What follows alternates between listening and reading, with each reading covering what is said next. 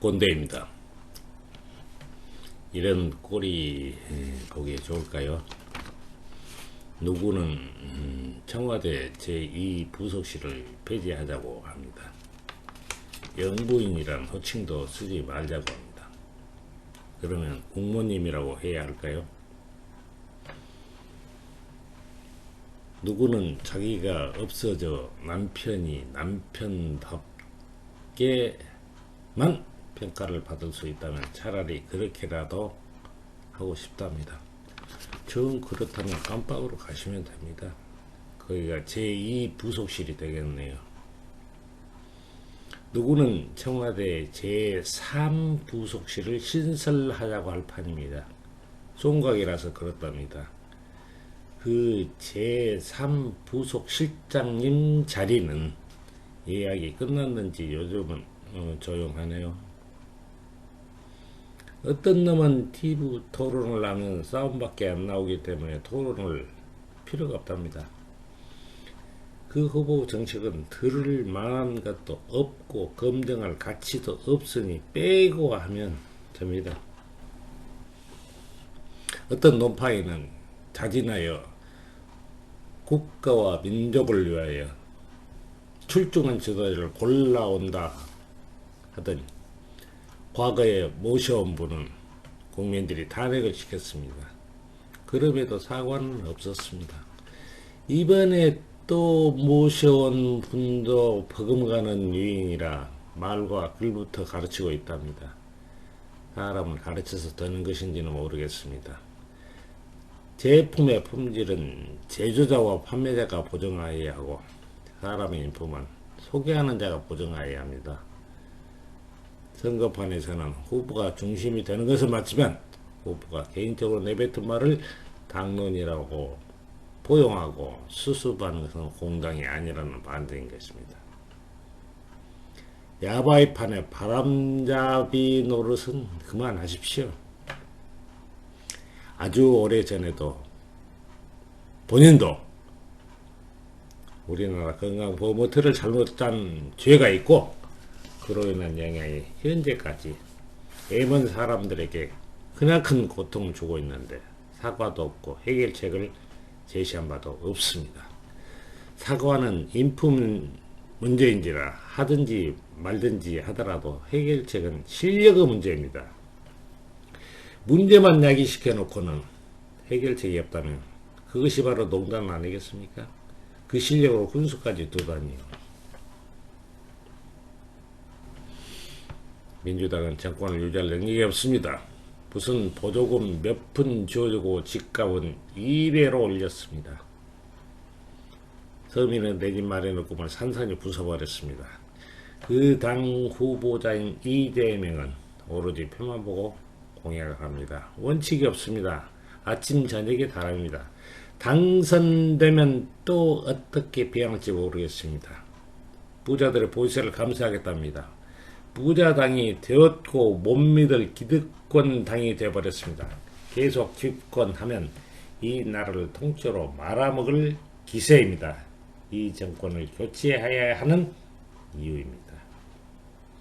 그러면 국민의힘은 속관할 준비가 되어 있을까요? 윤 후보는 이제야 말과 글을 배우고 있답니다. 언제 사례를 분별할 것이며 정치를 깨우치겠습니까? 윤석열 후보는 28일 주한 미국 상공회의소 간담회에서 현 정부가 중국 편향적인 정책을 써왔지만 한국 국민들, 특히 청년들 대부분은 중국을 싫어한다고 말했으며 과거엔 그렇지 않았는데 중국 사람들, 중국 청년 대부분이 한국을 싫어한다고 덧붙였답니다. 이런 말이 왜 필요합니까? 나는 못합니다. 말도 가래 할 줄 모르니 하십소는 새끼입니다. 저 새끼. 윤석열은 한 당의 대통령 후보일 뿐인데 그 당의 대표가 된 것처럼 더 나아가 대통령이 된 것처럼 정신하고 있습니다. 누구도 제3자적 논평가나 평론가가 돼서는 곤란하다며 이준석 대표에게 경고를 했다는데 냉정한 비판을 받을 준비가 안 된 한마디로 가짜는 놈입니다. 토론은 바보들이나 하는 정책 농담이므로 토론은 필요가 없고, 내가 점령했는데 대사는 왜 필요하지? 집권 세력은 그냥 정권 내놓고 물러가는 논리입니다. 정말로 대통령이 되면 눈 뜨고는 보지 말아야 할 꼴을 볼까 두렵습니다. 저런 얼간을 가르치면 인간이 될까요? 공약도 안 보고 손절을 하겠습니다. 과거에도 썩은 고기를 팔았던 부족한 영감님, 이번 고기도 썩은 냄새가 진동합니다. 썩은 고기만을 전문으로 판매하는 푸주간이 당연하겠는데, 그러기 때문에 생고기로 바꿔 걸어 놓으라고 할 수도 없어 난처합니다. 소비자가 속지 않도록 더 지독한 냄새가 나도록 더 섞여서 판매하십시오. 그 잘난 논팡이는 물론이고 어리버리한 후보들도 그렇고 정책을 검증하겠다는 언론사도 사회보고 문제점이 무엇인지를 모릅니다. 특히 언론은 네거티브 대결하다면서도 꽁무니를 따라다니며 중계방송이나 하고 있으니 악순환이 계속되는 것입니다. 이슈를 던져놓고 정책 대결을 벌이도록 유도해야 하는데 그럴 만한 실력은 물론 역량도 없다는 판단입니다. 먼저 사회보험료 문제나 부세를 보시고 문제점을 파악하시기 바랍니다. 기분이야 나쁘겠지만 건강보험은 1963년 의료보험법이 처음 제정되어 1977년 500인 이상 사업장에 직장의료보험제도가 처음으로 실시되었다고 하는 것을 보면 1977년부터 이런 제도가 도입되었다고 볼 수 있는데, 반세기 동안 언론은 뭘 하고 있었느냐는 것입니다. 반성을 해야 합니다. 어떤 당 대표는 108배를 하면서 반성한다는데 대가를 박아 피가 나도록 3배 구고 두례를 해야 될 것입니다. 이 꼴 보기가 참 좋겠죠. 더 과감한 것을 소개합니다. 생각을 많이 해야 이해가 될 것입니다. 문재인 대통령은 2017년 8월 9일 미용, 성형 등을 제외한 거의 모든 의료비에 건강보험을 적용하는 내용을 골자로 한 건강보험 보장 강화 정책을 직접 발표했답니다.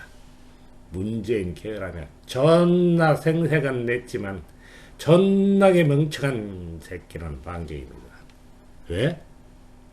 몰라? 변호사도 했다는데?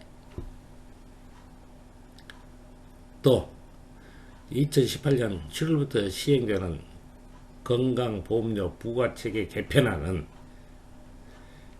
이것이 바로 민주당 다움인데 정권을 유지할 소양 자체가 없는 집단이라는 방정입니다.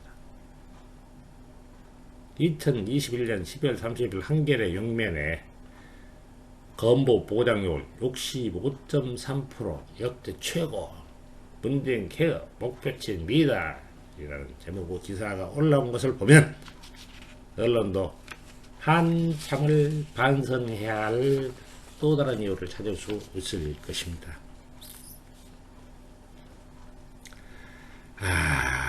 오늘 기사 중에 국민의힘은 후보만 빼고 선대위 지도부가 전부 사퇴를 했다는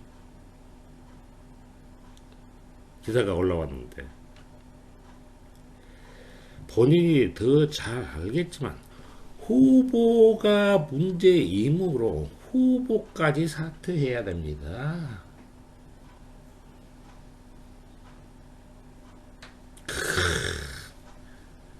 본질이 뭔지를 몰라요. 여기까지 하겠습니다.